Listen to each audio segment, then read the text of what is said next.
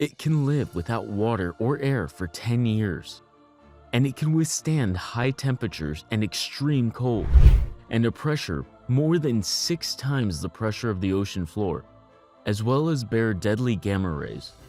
And it is among the few animals that have lived during the 5 major extinctions that the planet has gone through. The water bear, known as a slow-stepping, small, invertebrate, microscopic animal whose length does not exceed a millimeter, and is characterized by being slow to walk, and is also considered the strongest and strangest animal in the world, and the first terrestrial animal that can live in outer space.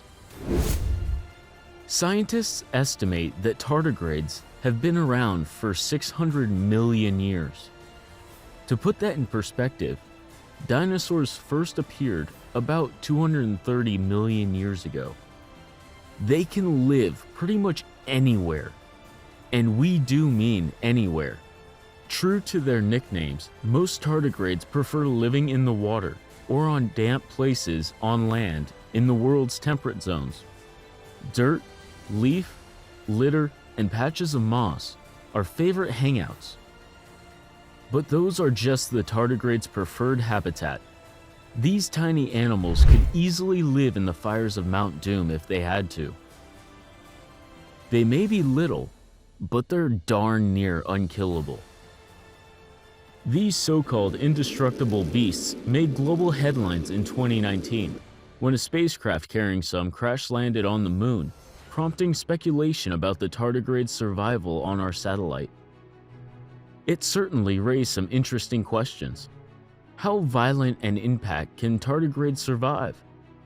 The answer would have implications for astrobiology, including the panspermia model, which proposes life can be distributed throughout the cosmos via asteroids and comets that crash into planets. The researchers loaded 2 or 3 individuals of Hypsibius dujardini, a species of freshwater tardigrade, each into a number of nylon sabots, which were frozen to induce the creature's hibernation state, known as tun. These sabots were then loaded into the gun and fired at sand targets in a vacuum chamber at a range of velocities from 0.556 to 1 kilometers per second. The sand target was then poured into a water column to isolate the tardigrades, which were separated and observed to determine how long it would take them to revive from the tun state. As a control, 20 tardigrades were frozen and not shot out of a gun. All of the controlled tardigrades recovered after about 8 or 9 hours.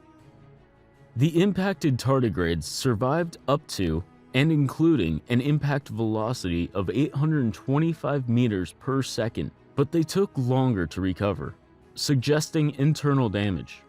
The next highest velocity, 901 meters per second, resulted in tardigrade jam.